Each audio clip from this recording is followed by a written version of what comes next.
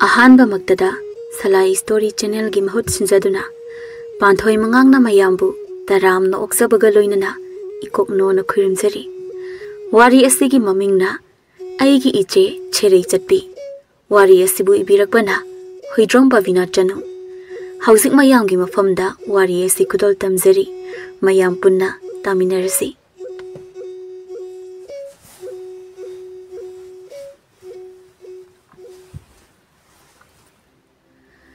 Khul aduda lairiba leisabi sing adugi marakta penu mahaksu amani adubu penu leisabi oizarabasu ngangna bayamna warami min amangang laga mana ama thok onthoktuna khumbangamba leisabini mahaki asigumba mataw asida mahaki apokpa chawren amadi apokpi mama oiribi memtondi mathayamna sarami nongmagi namit amadani memtondu kaithalda chatluraga mayumda halaklami asumna mahakna halakpada machanupi atombi thadoidu makhutta kon ama paiduna ising soknaba haiduna thoraklami bema isabu ising soge hairibro hoi ima horena midang chak thongnaba ising amata leiramdre thengjilaktringai sida ising se amta sohorge tawbani nangbu ising sokpadubo nasega chatminaba yadabro nathanta pukri asobudu tana chatawribadubu tandabra haibanida is aina tallena leithoadi ising sidi kanana sokpi doiba ising duna makhongna thongna kaisu lakpiroye isena su kaisu sokpi dawba nate haujik sune kanna tum hauribani haudok patandana ithanta dum sourage na tholaba tawni tumbaga sabaga naseni nan tawrisina ho phare phare nangsu ising do sokto uro ima sune khaw siga lumbada loire changamage hoi ima asumna memtonsu yumlomda changlakle chawren sumang aduda phamduna payasi duna leirambani adubu mahaki nupina khawjaw aduga soro soro singaga sangakpa aduda magi nupida yengduna nupi nang halaklabra hale is karino amuk toiba kaithel sida miyam amana krik hegine yamkhre ngasigi miyam do asi haiduna memton mangol aduda kakhalakduna makuta pairiba khaw adubu thami yamna leiraklaba malida pairakliba khawdi thanthanoi leira abane sunaba kaithel se toina satpasunate aduna ngasi satpasidane anamba loina leira abane ahal matam go islakpaga sidagidi kaithel se toina kabasu ngamaroi ihe mama nasanupi hando ngasaidagi tumlibane amukta hudone yasangakpa matam sida tumjillabadi horen hingtumba yararoine amukta hudokpiyo memton mapuroibagi wadu tabada imunglomda onsinduna machanupibu kauri hai bema tabro nangbo hauzik putumba matamlo matamse yorabani imungi thaba inkhang singse loisinaba tawrolo penu mamana mapandagi lawrakliba adu taningdraduna masu phamungdagi hekta lawri kaino ima chonga thijabi sadana koi lauri duba taningdi yamna hai imungduda amuk lauduna leitrabasu mapanda tholo leirakliba mana masing singse manthoknaba tawsilo penu mamagi mataw aduda oiraroi ngangduna adum leirani khangladuna tanna hogulakle masamana gadu ipha phakhai mapanda thoglei machanupi na masamana ipha phakhai tholakpa aduda memton machanupi da yengduna tawri siang asibu leisabini iroi amanabu hena naline kaino iman ai hogolona kauthorei sidi iroi ga sangdam naraga ngang na bo oire imana adumai dum ngang doi oiradine ayam changa ga tomurani hai yari lepo nang ama ngarang su leikai gi angang mayam ama punsile hairaga mi gi langdo kaitho mi banine mapu du na ngang lakpada kaya di ikai khre ibi ama nang silai sabini ne kita su lemba tamo adamaina sum tawraga leirabadi nayum panbaga amata khanglaroi hauzik su tumdana amuk leiramli banine leisabi ama oirabadi imungi thaba inkhang loisindana tawgadaba natro adudi nate yasangakpa matam asida tumjandana nanaw nupi su mathanta ising sokpa chakhi adu su chatminaba nate nang ama kari haina ngangnagadabano ima gyan tasilaktre as yariba ima khara ngangadi lepo taningdre nakongsi ida doreba ima na nganglibasi aibu phahaningdana ngangli ni kaina khandene mase urai pari tawduna leithoknabada tawleine nang ama Hai, nang ngangagane, matamang na bani. Si. Lairak liba singzu mayan singase. Manthok na batawsi.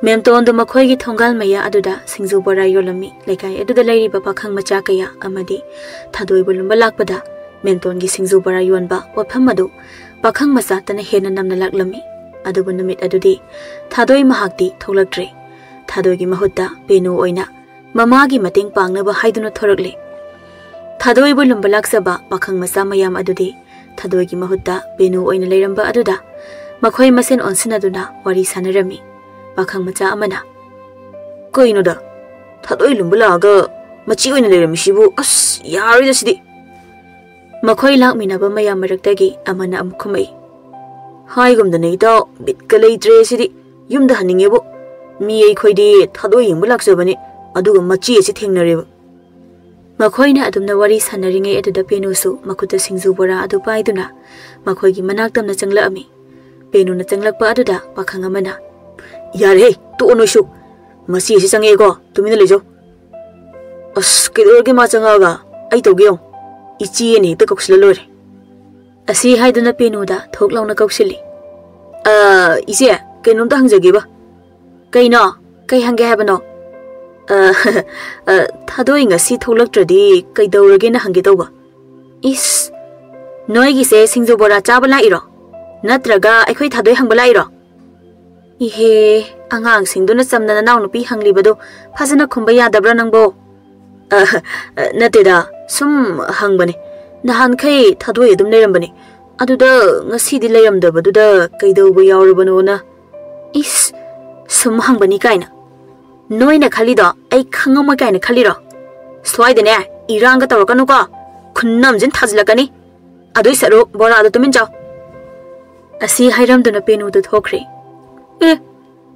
kai ni giside aibu kari ahen ba hai khrage ba chumna da thadoi du ngasi tholaktradi kaidawrage na hangba khaktane ba aduda mari makong samnada ba taptai ngang ma chakre ba nakandai amana amakhumai yabane moi masiase ai di asi khangdana wa kamta ngangjadram chayol kharagi matongni lekagi anga macha khara penu gi mayumda laklami angang amana penu bu kauri iche penu o iche penu noila abo ngasi di kaide chaluse haino awangi ipulu khoido magi inkhol da hawna babto adudo oin hega charuse as madugi hanubudo sakta ti nungsi de masakne na iti kai ai ubaga ngang doi tawlayamne mapanda angang mayam ama langbagi makhon taba aduda memton se imungdagi thoglei hai kadai da musa tawre namit chap yungbasida angang mayam siga kari amu huraluge haribano as kaino heima mino bab saba saluge tawbane mapu khangaga phajana hega sadawdi oiramoine huralaga sadui oiramne ba o hainaraga sabado yadiye adudi hurala chataba hai angang sanoisu nasungna manabi singapuluso masigi laisabi asiga sum pundana leirano laisabi angang punba yade ko magi wa aduda angang sing maraktagi amana khumai is yaina laisabi na angang ga tinaba yai aikhoi di iche penuga dum tinani as yare masi masu law salase asumna penuna angang sing adubu hoiduna pukri asumna lakpana makhoi lukhoi gi hinkhol adu yorakle as Jerry and Nobab sing Sidia. No emerald the game a caro, a dog hectaro. Angang sing adu, Nankau, Haiduna, Marie Amukton directly. Aduna Yaya Langlak Paduda, Penudu Kangla locally. Hi! Torabi masa sing Sidi, to mean to me Bagadoga. Maputola di Pazani Hose. Not tunching the Tanga than a chin kinina. Hebunza, Nanko Carola. Horencha, but the name Yam the Sanina, Go Carola. Penuna Hydaba Adudadi, Bungsasu. Adu kakre asumna bungsana nobab adu mathang hektuna langtharakli makhoina aduna leiringe aduda lukhoi ada makhuda chai ama paiduna makhoi gi manaktamna changsilaklami lukhoina changlakpa adu ubada angang amana iche penu ipu lukhoi la chilo asumna angang singdu kai duna chenakre penu su setliba phaneka du takhatuna hau thaduna chenkre adubu kamdauri mathakta lehoriba bungchadi kumda basu nang hauda mathaktu dak tumina naptuna leiri hai chen khilune noiba nobab se tak taw makai hektat lami hairaga chen khrene se ꯈꯪꯅꯤꯗꯅ ꯃꯊꯪꯗꯒ ꯂꯥꯛꯈꯤꯁꯅꯨ ꯑꯩꯒꯤ ꯂꯤꯆꯩ ꯃꯔꯨ ꯑꯁꯤꯗ ꯁꯥꯟꯊꯒꯦꯕ ꯌꯦꯡꯉꯨꯅꯦ ꯅꯕꯥꯛ ꯃꯌꯥꯝꯁꯤ ꯂꯣꯏꯅ ꯇꯥꯗꯨꯅ ꯂꯩꯔꯦ ꯑꯃꯠꯇ ꯐꯥꯎꯕ ꯄꯥꯟꯗ꯭ꯔꯤ ꯋꯥꯅꯤ ꯑꯁꯤ ꯍꯥꯏꯗꯨꯅ ꯃꯊꯛꯇ ꯌꯦꯡꯈꯠꯂꯛꯄꯗ ꯕꯨꯡꯁꯥꯅ ꯎ ꯃꯁꯥ ꯑꯗꯨꯗ ꯅꯞꯇꯨꯅ ꯂꯩꯔꯝꯂꯤꯕ ꯑꯗꯨ ꯎꯔꯦ ꯍꯥꯏ ꯕꯨꯡꯁꯥ ꯀꯩꯗꯧꯔꯤꯕ ꯅꯪꯗꯤ ꯑꯗꯨꯗ ꯅꯪꯗꯤ ꯅꯕꯥꯞ ꯍꯦꯛꯂꯤꯉꯩꯗ ꯆꯦꯟꯕ ꯅꯪꯍꯧꯗ꯭ꯔꯕ꯭ꯔꯥ ꯐꯩ ꯐꯩ ꯐꯩ ꯑꯩꯒꯤ ꯂꯤꯆꯩꯁꯤ ꯅꯪꯉꯣꯟꯗ ꯑꯣꯏꯅ ꯍꯦꯛꯇ ꯈꯨꯂꯥꯡꯈꯥ ꯀꯧꯔꯒꯦ ꯀꯨꯝꯊꯔꯛꯎꯅꯦ ꯅꯪꯕꯣ ꯕꯨꯡꯁꯥꯗꯨ ꯃꯄꯤꯒꯗꯨ ꯑꯣꯔꯣ ꯑꯣꯔꯣ ꯇꯥꯕ ꯃꯈꯩ ꯃꯈꯥꯗ ꯇꯞꯅ ꯀꯨꯝꯊꯔꯛꯏ ꯏꯄꯨ ꯂꯨꯈꯣꯏ ꯑꯩꯗꯤ ꯌꯥꯎꯗꯤꯌꯦ ꯀꯔꯤ ꯍꯩ ꯍꯦꯛꯑꯒ ꯂꯩꯔꯝꯃꯤꯕ ꯁꯤꯃꯛꯇꯗ ꯌꯥꯎꯗꯦꯒ ꯍꯥꯏꯅꯦ ꯅꯠꯇꯤꯌꯦ 이pu 이제 베누나 까오 하이버기 까바네 아이 야우디에 아이부 부비가노 이pu 그리 마기 베누 하이버 안강도 써모 야우람리 보이래 페이페이 컹니 마두기 안강도 하이 낭 som khana aigi hinkholasidagi hei huralam ba yariko he huralam laba nako kana sagado yalaga noba pambi asida thamgadabani khang ꯕꯨꯡꯁꯥꯗꯨ ꯀꯤꯕꯅ ꯃꯁꯥꯗꯨ ꯀꯔꯤꯅꯣꯃ ꯇꯧꯔꯦ ꯋꯥ ꯉꯥꯡꯕꯒ ꯊꯣꯛꯈꯤꯗ꯭ꯔꯤ ꯍꯩ ꯌꯥꯔꯦ ꯆꯠꯂꯣ ꯅꯌꯨꯝꯗ ꯆꯠꯂꯣ ꯑꯃꯨꯛ ꯍꯟꯅꯅꯦ ꯃꯤꯒꯤ ꯄꯣꯠ ꯍꯨꯔꯥꯟꯒꯅꯨꯀꯣ ꯕꯨꯡꯁꯥꯗꯨ ꯍꯣꯏ ꯍꯥꯏꯔꯝꯗꯨꯅ ꯍꯥꯎ ꯊꯥꯗꯅ ꯆꯦꯟꯈ꯭ꯔꯦ ꯃꯊꯪꯒꯤ ꯅꯨꯃꯤꯠꯅꯤ ꯃꯦꯝꯇꯣꯟꯗꯨ ꯃꯔꯨꯞꯀꯤ ꯁꯦꯜ ꯊꯤꯜꯂꯨꯅꯕ ꯍꯥꯏꯗꯨꯅ ꯊꯣꯛꯂꯛꯂꯝꯃꯤ ꯑꯗꯨꯕꯨ ꯂꯝꯕꯤꯗ ꯂꯨꯈꯣꯏꯗꯨ ꯊꯦꯡꯅꯔꯗꯨꯅ ꯂꯨꯈꯣꯏꯅ ꯍꯥꯏꯔꯛꯏ ꯃꯦꯝꯇꯣꯟ ꯅꯪ ꯑꯃꯨꯛꯇ ꯉꯥꯏꯈꯣ ꯇꯥꯗ ꯀꯩ ꯍꯥꯏꯕꯤꯒꯗꯕꯅꯣ ꯅꯪꯒꯤ ꯅꯆꯥꯅꯨꯄꯤ ꯄꯦꯅꯨ ꯑꯗꯨꯅ ꯑꯩꯒꯤ ꯏꯪꯈꯣꯜꯗ ꯊꯥꯕ ꯅꯣꯕꯥꯞꯇꯨꯕꯨ ꯇꯞ ꯇꯥꯕ ꯃꯀꯩ ꯍꯦꯛꯇꯠꯂꯒ ꯊꯝꯂꯝꯂꯤꯕꯅꯤꯅꯦ ꯃꯥꯅꯦ ꯑꯩꯅ ꯁꯨꯝ ꯌꯦꯡꯗꯨꯅ ꯂꯥꯛꯄꯅꯤ ꯑꯩꯅ ꯁꯥꯎꯔꯛꯂꯕꯗꯤ ꯀꯌꯥ ꯅꯥꯇꯩ ꯆꯥꯔꯣꯏꯀꯣ ꯑꯇꯩ ꯀꯅꯥ ꯅꯠꯇꯦ ꯂꯩꯀꯥꯏꯒꯤ ꯑꯉꯥꯡ ꯉꯥꯛꯇꯅꯤ ꯍꯥꯏꯗꯅ ꯁꯨꯝ ꯌꯦꯡꯕꯅꯤ ꯑꯗꯨꯕꯨ ꯁꯨꯝ ꯍꯦꯟꯖꯤꯜꯂꯛꯂꯦ ꯍꯥꯏ ꯃꯦꯝꯇꯣꯟ ꯅꯆꯥꯅꯨꯄꯤ ꯈꯔ ꯋꯥꯔꯛꯎꯀꯣ ꯅꯪ ꯇꯥꯗ ꯋꯥꯔꯧꯕꯤꯅꯨ ꯑꯩ ꯏꯆꯥꯗꯨ ꯋꯥꯔꯛꯆꯈꯤ ꯃꯇꯨꯡꯗ ꯑꯃꯨꯛ ꯍꯟꯅ ꯊꯣꯛꯇꯅꯕ ꯑꯁꯨꯝꯅ ꯃꯦꯝꯇꯣꯟꯗꯨ ꯁꯥꯎꯅ ꯍꯜꯂꯛꯂꯦ ꯑꯗꯨꯒ ꯃꯆꯥꯅꯨꯄꯤ ꯑꯗꯨꯕꯨ ꯀꯧꯔꯛꯏ ꯍꯥꯏ ꯏꯕꯦꯝꯃ ꯄꯦꯅꯨ ꯅꯪ ꯑꯃꯨꯛꯇ ꯊꯣꯛꯂꯛꯎ ꯀꯩꯗꯧꯔꯒꯦ ꯏꯃꯥ ꯌꯥꯝ ꯁꯥꯎꯅ ꯎꯏꯗ ꯃꯤꯅ ꯃꯔꯨꯞꯀꯤ ꯁꯦꯜꯒ ꯍꯥꯠꯄꯤꯈ꯭ꯔꯕꯣ ꯑꯗꯨꯛ ꯁꯥꯎꯔꯤꯗꯨꯕꯣ ꯍꯥꯏ ꯋꯥꯊꯤ ꯋꯥꯔꯦꯡ ꯉꯥꯡꯂꯛꯀꯅꯨ ꯇꯥꯅꯤꯡꯗꯦꯅꯦ ꯅꯪꯅ ꯉꯔꯥꯡ ꯃꯤꯒꯤ ꯏꯪꯈꯣꯜꯗ ꯆꯪꯂꯒ ꯅꯣꯕꯥꯞ ꯍꯨꯔꯥꯟꯂꯨꯏ ꯍꯥꯏꯔꯤꯕꯁꯤ ꯆꯨꯝꯕ꯭ꯔꯥ ꯍꯥ ꯑꯁ ꯀꯥꯏꯗꯩꯅꯣ ꯍꯨꯔꯥꯟꯕꯒ ꯅꯪꯉꯛꯇꯦꯃꯤ ꯏꯄꯨ ꯂꯨꯈꯣꯏꯗ ꯂꯥꯛꯄꯅ ꯍꯥꯟꯗꯅ ꯑꯗꯨꯝ ꯆꯦꯜꯂꯦ ꯌꯦꯡꯉꯨꯅꯦ ꯃꯁꯦ ꯀꯌꯥꯗ ꯉꯝꯂꯤꯕꯅꯣꯕ ꯍꯩ ꯅꯪꯁꯤ ꯑꯉꯥꯡ ꯃꯆꯥ ꯅꯠꯇꯦꯅꯦ ꯍꯩ ꯂꯩꯁꯥꯕꯤ ꯐꯥꯔꯕꯅꯤꯅꯦ ꯂꯤꯔꯤ ꯈꯣꯏꯔꯤꯅ ꯂꯩꯕ ꯈꯤꯇ ꯇꯝꯃꯨꯅꯦ ꯅꯪꯕꯣ ꯑꯁ ꯌꯥꯔꯤꯕ ꯏꯃꯥ ꯑꯗꯨꯒ ꯁꯨꯝ ꯉꯥꯡꯗꯅ ꯂꯩꯍꯧꯔꯣ ꯅꯪ ꯑꯩ ꯏꯃꯨꯡꯗ ꯆꯪꯉꯦ ꯀꯔꯤ ꯍꯥꯏꯅ ꯉꯥꯡꯅꯒꯗꯕꯅꯣ ꯃꯁꯤꯕꯣ ꯑꯁꯨꯛ ꯌꯥꯝꯅ ꯒ꯭ꯌꯥꯟ ꯇꯥꯗꯕꯁꯤꯕꯣ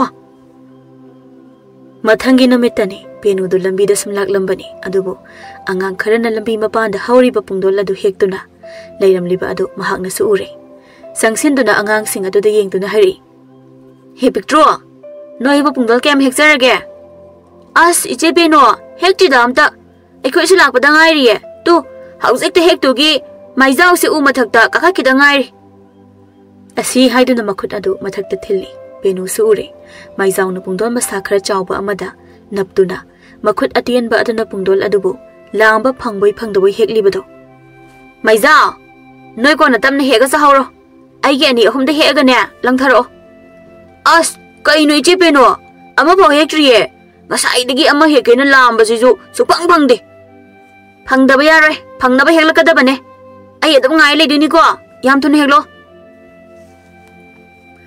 ꯑꯁꯤ ꯍꯥꯏꯗꯨꯅ ꯄꯦꯅꯨ ꯑꯗꯣ ꯃꯊꯧ ꯂꯩꯇꯕꯤ ꯑꯃꯒꯨꯝ ꯃꯩꯖꯥꯎꯅ ꯄꯨꯡꯗꯣꯜ ꯍꯦꯛꯂꯤꯕ ꯑꯗꯨꯕꯨ ꯉꯥꯏꯗꯨꯅ ꯂꯩꯔꯤ ꯄꯨꯡꯗꯣꯜ ꯑꯗꯨ ꯍꯦꯛꯂꯕ ꯃꯇꯨꯡꯗ ꯃꯩꯖꯥꯎ ꯑꯗꯨ ꯃꯈꯥꯗ ꯂꯦꯞꯇꯨꯅ ꯂꯩꯔꯤꯕ ꯄꯦꯅꯨꯗ ꯌꯦꯡꯗꯨꯅ ꯏꯆꯦ ꯄꯦꯅꯨ ꯄꯨꯡꯗꯣꯟꯁꯦ ꯃꯔꯤꯗꯒꯤ ꯍꯦꯟꯅ ꯍꯦꯛꯇ꯭ꯔꯦ ꯑꯇꯩꯁꯦ ꯂꯥꯝꯕ ꯐꯪꯗ꯭ꯔꯦ ꯑꯣ ꯃꯔꯤ ꯍꯦꯛꯑꯦꯕ ꯐꯔꯦ ꯑꯗꯨꯗꯤ ꯑꯩꯉꯣꯟꯗ ꯑꯍꯨꯝꯗ ꯄꯤꯔꯛꯑꯣ ꯅꯪ ꯑꯃ ꯂꯧꯍꯧꯔꯣ ꯏꯁ ꯌꯥꯔꯣꯏꯗ ꯑꯗꯨꯗꯤ ꯃꯔꯤ ꯍꯦꯛꯄꯁꯤꯗ ꯑꯍꯨꯝ ꯂꯧꯈ꯭ꯔꯗꯤ ꯑꯃꯈꯛ ꯉꯥꯏꯍꯧꯔꯦ ꯑꯃꯁꯤꯗꯤ ꯀꯅꯥ ꯆꯥꯔ ꯀꯅꯥ ꯌꯦꯡꯗꯣꯏꯕ ꯑꯁ ꯁꯨꯝ ꯉꯥꯡꯗꯅ ꯂꯩꯌꯦ ꯀꯣ ꯀꯨꯝꯊꯔꯣ ꯏꯁ ꯉꯝꯃꯔꯣꯏꯆꯣ ꯃꯔꯤ ꯍꯦꯛꯄꯁꯤꯗ ꯑꯍꯨꯝ ꯆꯥꯒꯦ ꯀꯥꯏꯅ ꯑꯗꯨ ꯑꯣꯏꯗꯤ ꯑꯝꯇ ꯄꯤꯔꯔꯣꯏ ꯍꯦ ꯃꯁꯤ ꯉꯥꯡꯁꯤ ꯌꯦꯡꯉꯨꯅꯦ ꯌꯥꯝ ꯊꯨꯅ ꯀꯨꯝꯊꯔꯛꯑꯣ ꯍꯥꯏꯕꯅꯦ ꯃꯦ ꯁꯨꯛꯀꯨꯝ ꯀꯨꯝꯃꯣꯏꯅ ꯐꯩ ꯅꯪ ꯀꯨꯝꯃꯣꯏ ꯍꯥꯏꯕ ꯅꯠꯇ꯭ꯔꯣ ꯑꯁꯤ ꯍꯥꯏꯗꯨꯅ ꯃꯅꯥꯛ ꯑꯗꯨꯋꯥꯏꯗ ꯇꯥꯔꯝꯕ ꯅꯨꯡ ꯑꯃ ꯇꯥꯞ ꯈꯨꯡꯒꯠꯇꯨꯅ ꯃꯩꯖꯥꯎꯗꯨ ꯊꯣꯝꯃꯛꯏ ꯃꯩꯖꯥꯎꯗꯨ ꯅꯨꯡꯅ ꯊꯣꯝꯂꯛꯄ ꯑꯗꯨꯗ ꯊꯩꯗꯣꯛꯅꯕ ꯍꯣꯠꯅꯕꯗ ꯃꯈꯨꯠ ꯑꯗꯨ ꯅꯥꯟꯊꯣꯛꯈꯤꯗꯨꯅ ꯎ ꯑꯗꯨꯗꯒꯤ ꯇꯥꯔꯛꯏ ꯏꯃꯥ ꯑꯩ ꯁꯤꯔꯦ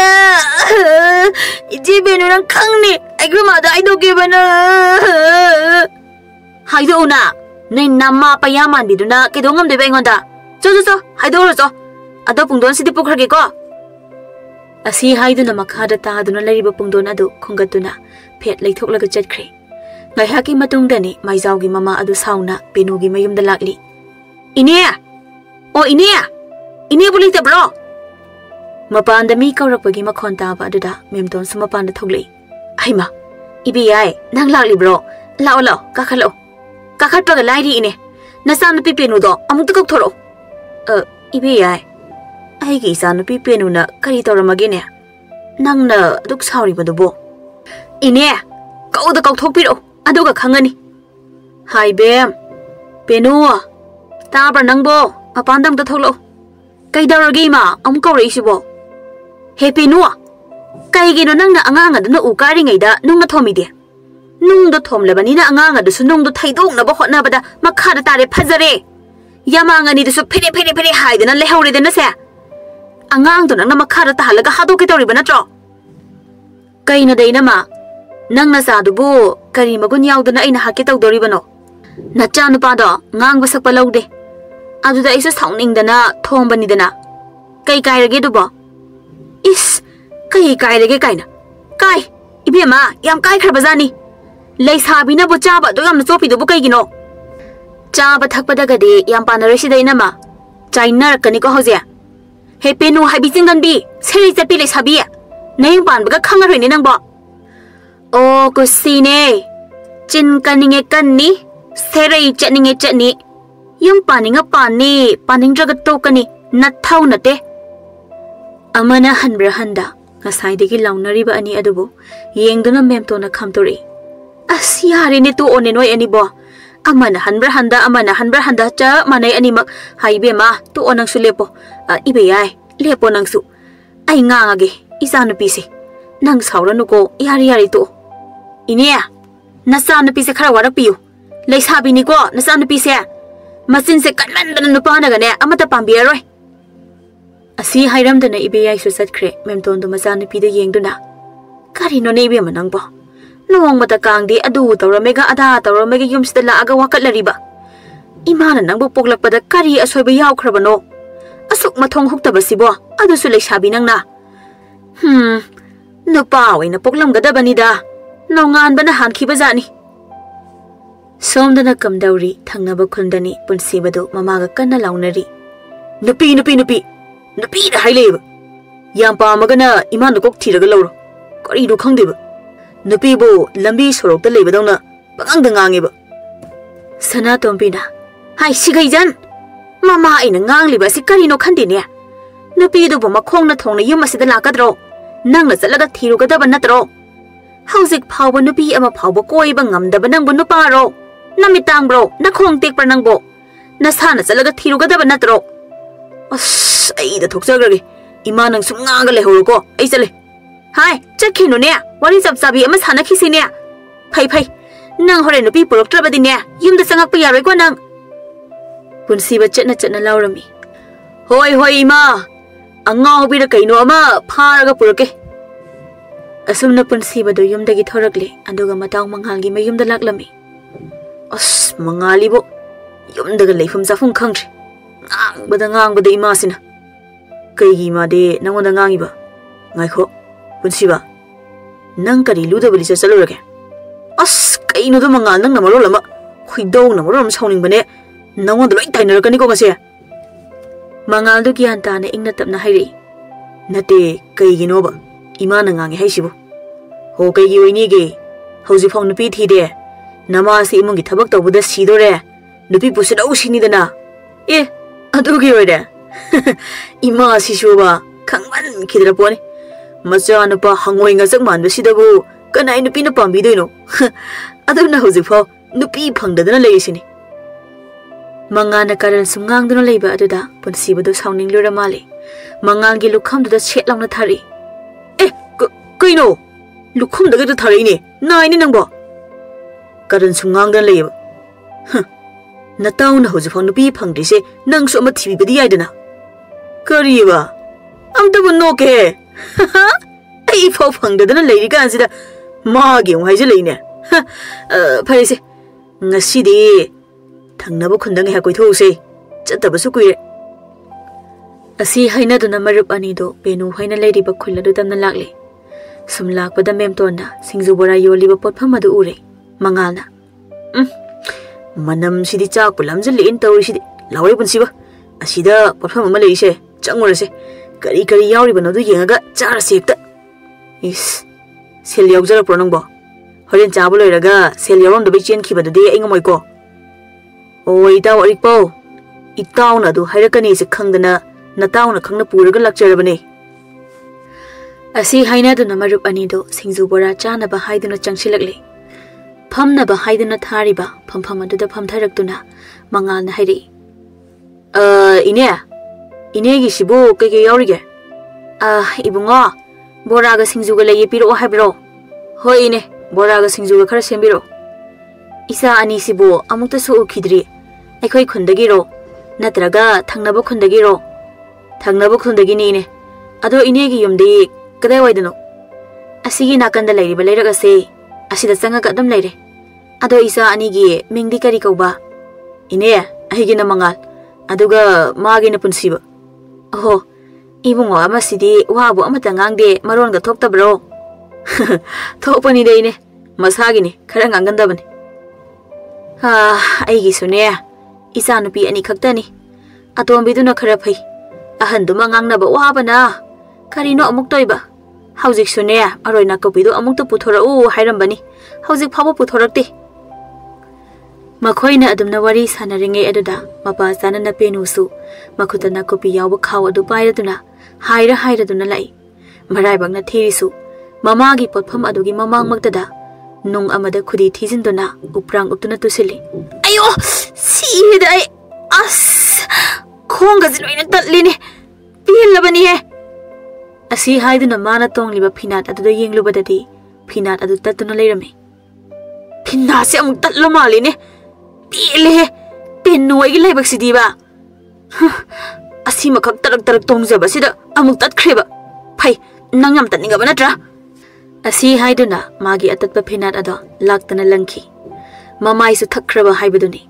mangalga punsibaga na phamliba mafam aduda phinat adu paisilaktuna punsibagi mamai da thakre ngasaidagi chaba adu lepa makhai penogi matau adu yenglambani nupa anido adubu penogi phinat adu khanghauduna paisilaklaga mamai du da tharaba adu dadi punsibadu nara male as ayo kaino maga hojigi du phinat natro maani punsi phinani thomaisi asina pise nangonda kaino ngaitaba leijano makhut yam chumna go thomiyemi mem ton do masa na pegi manak tamna chentharaktuna macha na pegi makok to da induna masi karamba na pino nangbo migi pakhanga sida phenas na thomorisibo kari wakhandano haibanida kaino ima asibo ina tamna na thombra soidna mai manak ta paisin khibasibu ai hojike da soi khibane sauno sauraga langkhibadada nangonda panthokre sauno ko ngasai makhaidi penogi masak tumuna yengsiludabani punsiba adubu taseng na manakta leplaba adudadi penogi asengba masak tu uragle punsibadi peno ubada sor honbaga kaukre chap yungna leptuna penu bu yengduna le wakhanda sutumin khali phajaine ekhoi mana mamong nupi purakte na ngangbadu mamong nupi dudi sida leramedana hais masina pise ai oidaba yadre mina soikhibane haise hoi yare kaina kai mahaktine kaino chadagi yengisiba angawursiba kaino ba mamisina dum yengdana leisibo punsibana sumangaga penuda yengaga leiba aduda mangaldu punsibagi masanomduna koino punsiba mangdana leisina ahing tumbadune khalrabana nungthilnini hojikse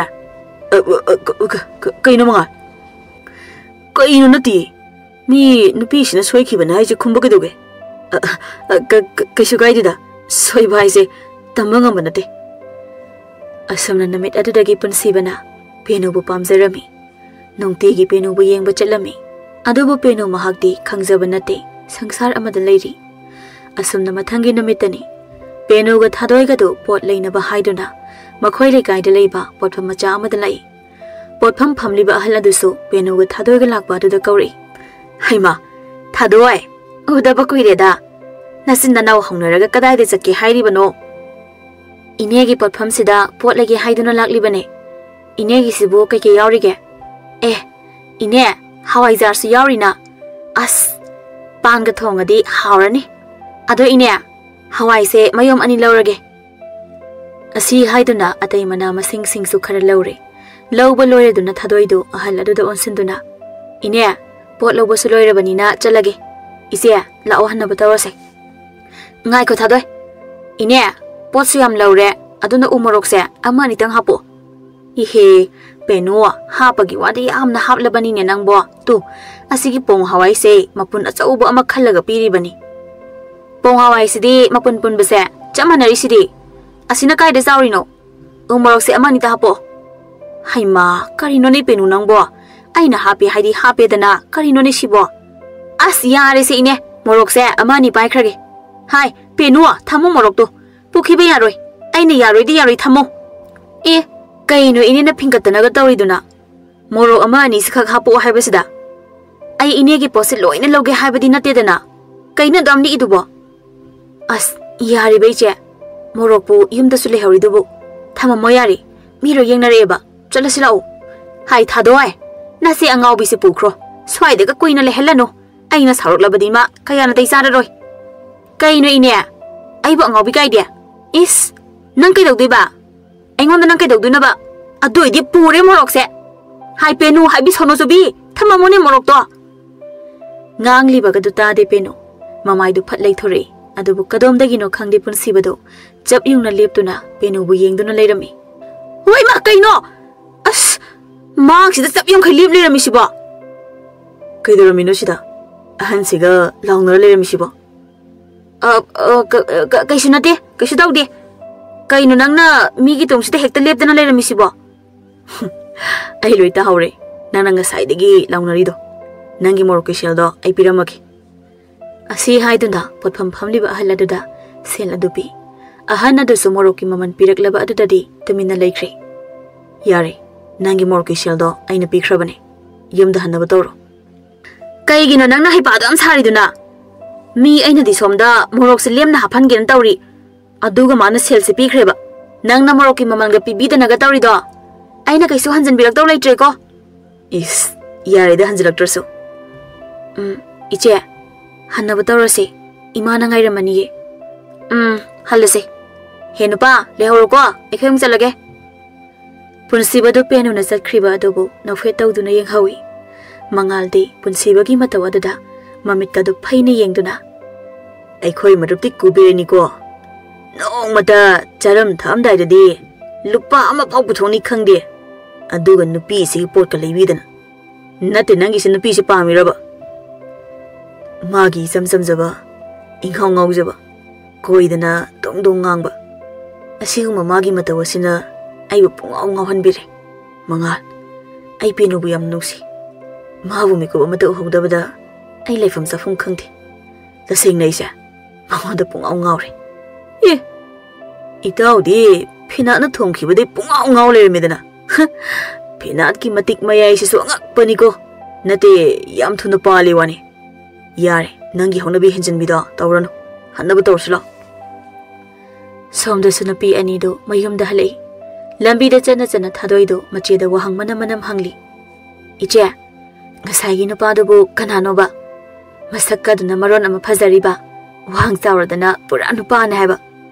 ado iche kanano ba nupa do hais ise ga koi narira challa he nang masu bha farabut thok point tawadana kari no khangde kadari koi na bano maming phau khangde ai khoi gi potpham da wara sa batoina lakbane adu dai su khangmane nong ton sanaraga wari sanarude ngasi mangaire karom dai no khangde chap yum khai lep leramine ngaw bu ngaw bur kai no nupa ne na adu ije magi ngasai gi mit yeng na yeng do kino mi tau tawi ise bu pam jaba male wangang bagada nokfe nokhai ka tawradana as ya male bo nang mangai ne khangbiri ba nang loi silo ba kari ngang no khangde wakan sagat phai krapone mi sumna sum yeng jaboi ramni wakan phabirano is kaino mi khangdana hairi ni mi amabu nusi pamjai haibase mit yeng na yeng wangang sangang na dum khang mangam bani Ado nang di khangdeba leisabi ne haijabagi wani. Pura tarang malang amadani ise nang na leise. Hoi yare, migi miing na yeng wangang sangang khangbibe ma. Yum yong pa amta chasi. Yum da nama sembrang man biduna ngai duna leramani. Asumna wari sanaduna lakbana machin manaw anidu yum yorukle. Haibaga tawbaga memtondu machanupi anidu ngai duna lerami. Oh, handi halidana. Aigi sanupi ani se. Aidi haunaraga chengkrabara na khalure. Karino ne ngasai sakhibabu haujikta halaklibasibu nauri maruga sap manai haibanida. As ima aikhoi se potpham phambi ini duga amuk khanadana leirini. Aduda yumda halakpa thengini. Tauni khatnabaga chainabaga nanga mai bema.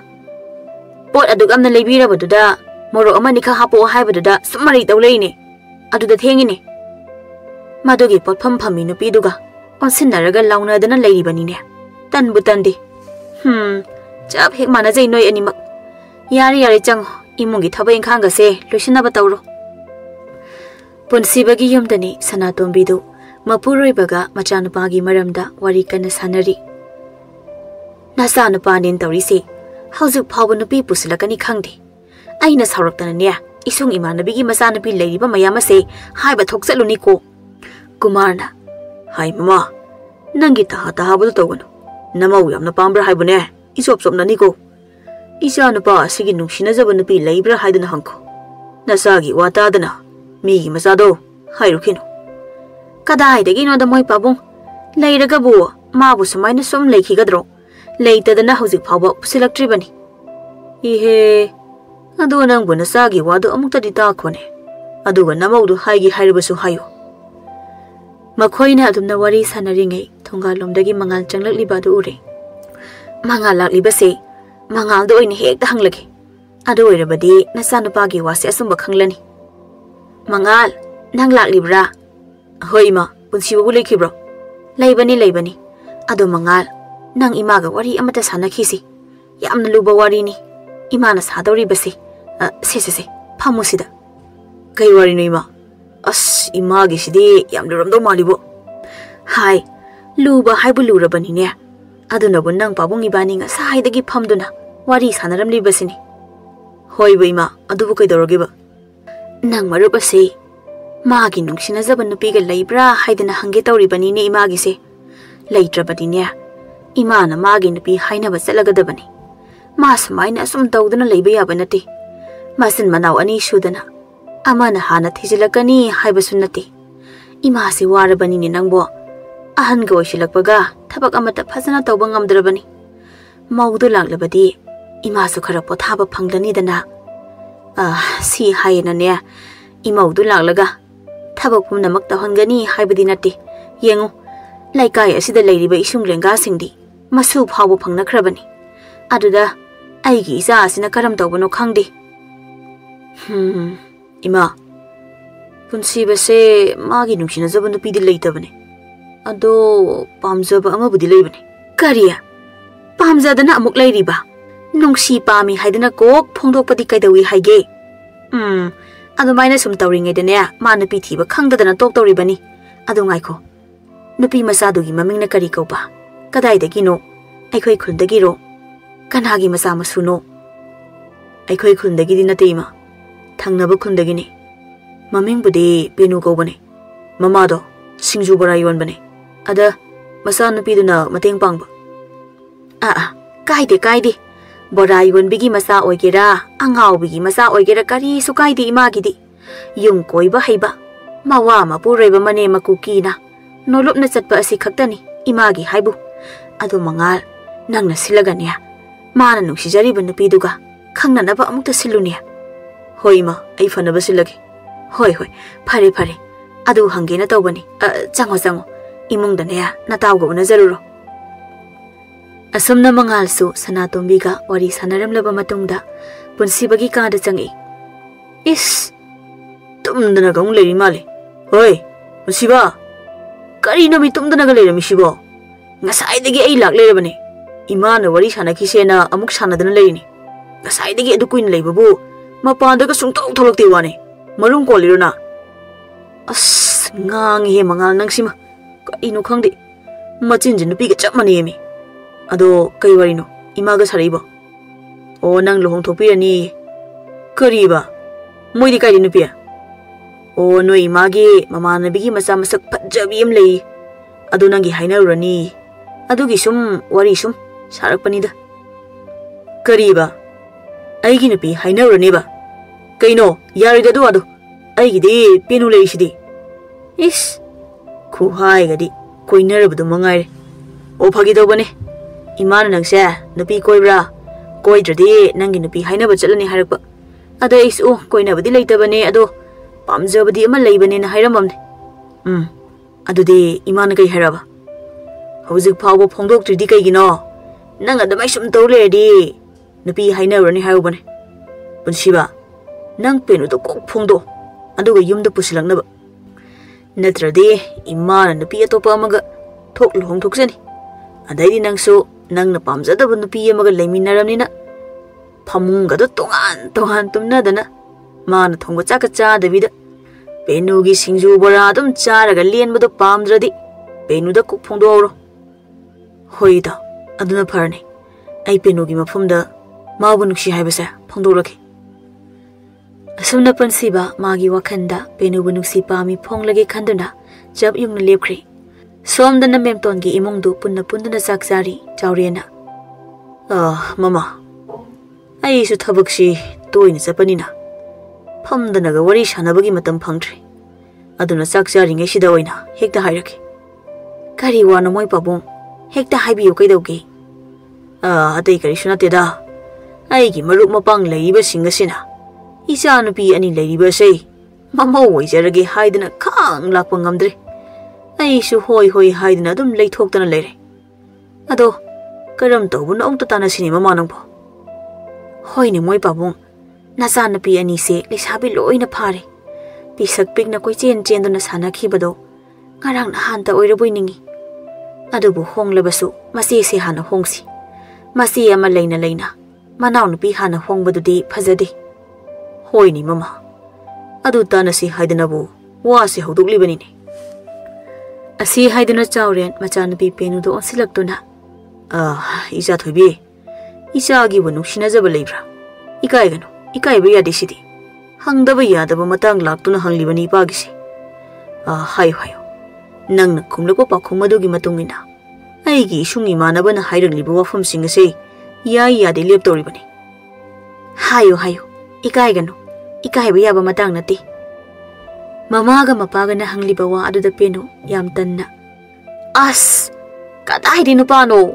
ai nupa gamta koide ko aduga luhongba kaina haiduso ai ngamai ko kai kandabada luhongba kaina kaidodunu yum palaga mi mayumda minai oiruso hairo hai yenguni mase kari khondano adubo mi gi mayumda minai oiruso haibana tene ai khoina hairi base nangi matang matam laktana hairi bani ne nangbo sumai sum leiba yadori bro ha nong madi soidana yumse thadok tuna sakhi ga dori bani sibu talle na tokpa ya bro yum ban ba hai base yamna lubani koi bema isa thoibe ipa wa haigita nama na so hairi basini nupi gi punsi se yamna lubani nupi amana yum pan dana leisharga sum leiba ya banati madu taibang palasi de leiba mi amatana phajana hainati aduga ne thabak ama tawu matamda ngasi hayeng khaki khanbe yade tung koina ikhoina hinghaugadoriba punsi asigi su khangadabani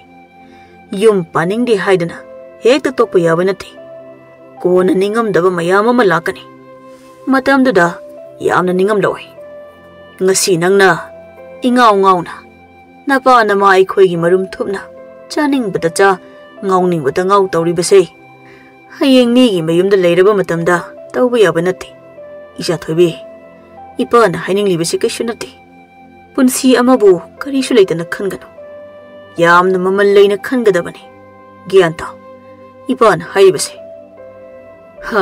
pare ipa su hogulagi ko asi hairamdana chawren su hogatkhre penu mapana nganglamli ba wahai mayam aduda mapungning yamna nuksire mapagi magun leiraba wahai aduna mabu mangal ama pibiramle penu makhondi thokdana mamitagi mapi tapna tare adubu mama amadi manaw nupina ukhragadi khanduna mapi adubu lona taithokse mahausaगी matawgum punsiba amadi mangalsu memtongi potphamda bora chanaba haiduna laklami adubu penu mahakti leiramdre ngasidi memton mahak khakta potpham adu phamduna leirami isa ani su laedana phamo ima bora pirage isa ani di toina laklabani na ima na su isa ani se sak phajana khange ado noibo aikhogi khulsida mari mataga leibro toina lakli basibo ima na sum chamna hangbani ko noilana khanganu ko memton mahakti khangjada duna chamna hanglakli bani adubu memton gi wadu tabada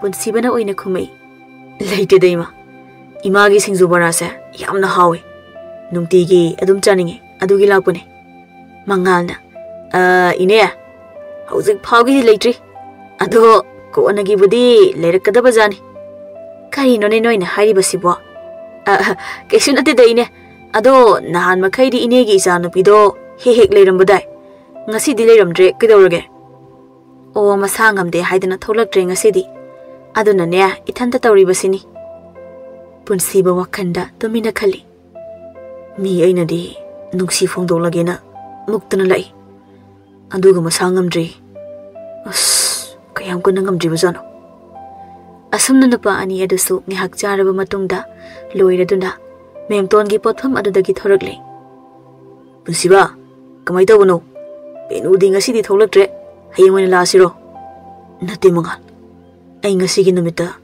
magi mafamda nungsi haina phongdokti bafau yumda haloi nang namaro lama kamai haidino madi thoksu tholoktana nupi duna somda chadana tumdan lemani adugu nang sida nungsi haini namuk khai lepineba thoksu thokpirakte makhoina dumna wari sanaringaida lekai angang ama makhoi tana laklibadu ure ai punsiba tu asida nga ama laise asida hairaga penudo kautholasi hoi mangal adumai dawro asumna angang aduda penu bu kauruna ba haiduna thakre asumna ngehaki matungdani penu adu itap tapna punsiba hoina leiriba adugi manakta jangsilai penu lakpa adu ubada punsibadi masadu kaino matawre nahan makhaiga manadre harau basu pakhat basu punna punkre punsiba tu penu sulae nang haining bawado phajana hayro ai aswaida leramge